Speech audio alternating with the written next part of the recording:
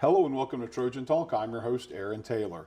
Today we'll be talking cheerleading here at Troy University, and my guest today, the coach for the cheerleading team, Richard Watkins. Richard, thanks for joining us today. Thank you for having me. And relatively new to Troy University and Troy University athletics. You just got here in October, and you've already taken the cheerleading squad to nationals and scored one of the highest, or the highest ranking they've got at nationals. I want to talk about that in just a little bit. Okay. But first, let's just get to know a little bit about you and how you ended up here at Troy.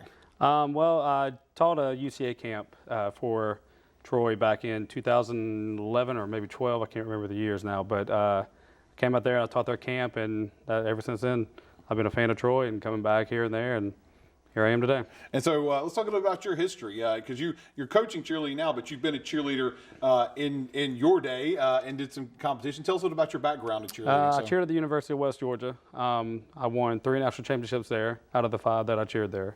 Been coaching since 2002, and I just love it. Love cheerleading. Yeah. So you're bringing a championship pedigree with you here to Troy University, and obviously it shows because Troy went down to Orlando, competed in the Nationals, and they've done it before, but 4th place finish, the highest finish that the cheerleading team has had. Tell us a little about the competition and getting down there and doing so well. Well, our goal since day one of me getting here was getting to finals. That was our goal. And then when we knew we were going to get into finals, that was just our mentality the whole time. And then just hitting finals and put our name in the hat and leave it up to the judges. Yeah. And so you got here in October, so we're talking like 3 months to prepare and get there. What did you do when you got here? Did you introduce anything new? Did they have 3 months to have to learn entirely new routines to get ready for nationals? We worked on a lot of skill-based stuff first, and then we started going through routine work. But mainly, game day was my big focus because I started right at homecoming week. So that was a heck of a week to start. Heck of a week to start, Yeah. to get started, probably the busiest cheerleading week of probably the fall. But you talked about the focus being on the field, and a lot of people would think that for competitive cheerleading that the field would probably not be an important aspect of it, but for you that's not necessarily the case. You mentioned it there. No, it's very important to me because we're student athletes first for Troy University, so we want to make sure we can look good for all of our sports and our fans and the community and just the university.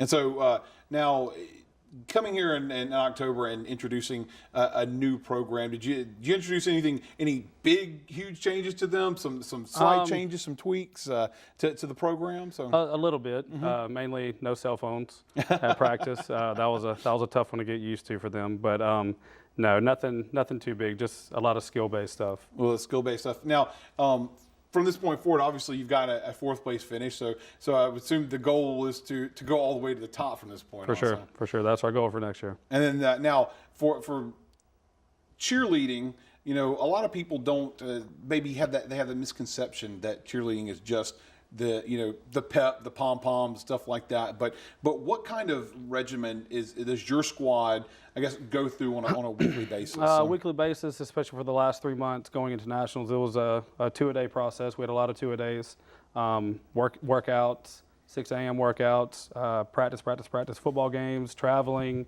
So they're full-time athletes. Full-time, and that's probably one of those misconceptions of them being an athlete. For sure. Because there's some things that cheerleaders could do that obviously, there may be some other athletes that can't do. I don't know many athletes that might be able to pick up someone and hold them with one hand. So, but that's the kind of stuff that I guess you're working on trying to establish and maybe have the Troy cheerleading squad become a national championship caliber team. That's what our goal is. That's what we'd like to do here. And so now, obviously, at some point in the future, you're working with a crew that's already been there, but you're going to start bringing in, recruiting some of your own folks and bringing some folks in there. That's actually what I've been doing all day today. I've been on the phone recruiting all day. So. And once again, this misconception thing of recruiting cheerleaders, you think that they're only looking for the football players, the baseball players, but a cheerleading coach is out there looking for the best cheerleading action they can on the team as well. So. And I would love to stay in the state of Alabama. I mean, this state brings a lot of good cheerleaders out of here. So. and an opportunity to compete at nationals, because obviously you've established a baseline in your first 3 months here. So I guess hopefully it'll only get better from there. So It should be able to only go up from here. So.